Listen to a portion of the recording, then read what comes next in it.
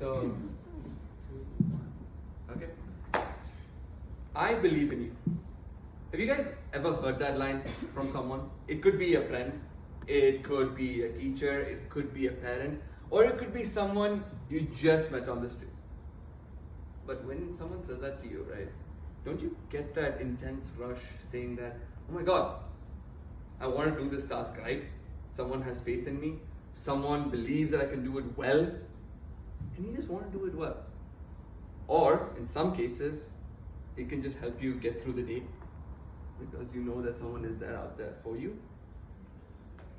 Good evening or good afternoon, my fellow Toastmasters, and welcome to my icebreaker speech, my second icebreaker speech. And today I want you guys to get to know about today's topic, believing in others by yours truly, Toastmaster David Isaac. Now, many people know me as this fun-loving, social, energetic individual, president as well. But one thing that I struggle with a lot is trusting people.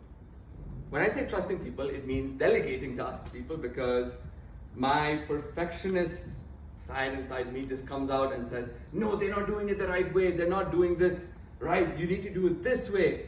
Everything else will fail. And I just swarm myself in work. And that leads to such intense burnout that I just want to cry and listen to songs and just be like, it's okay, it's going to be okay, it's going to be okay, it's going to be okay.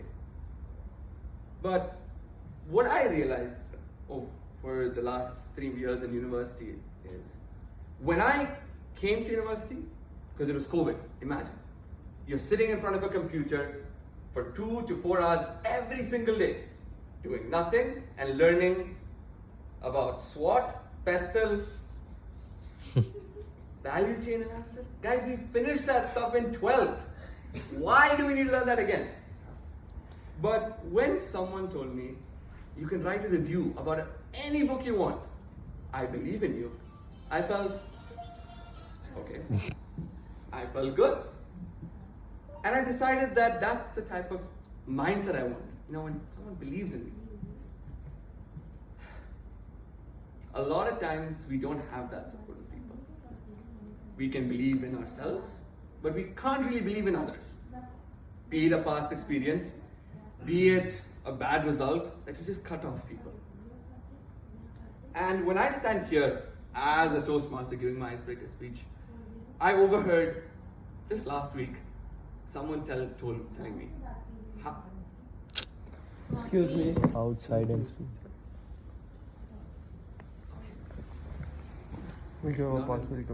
Alright, not an issue. But like, I remember last week when someone told me that how their life changed when people said, I believe in you.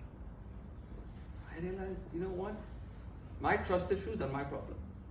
But it shouldn't be the case for other people to feel they can't compliment, they can't do anything. And that's what I realized. As not President David or Toastmaster David, or in some cases, the person who goes around does everything and cries, David. But just normal David Isaac, I'm going to start believing in others. And there are many people in this room.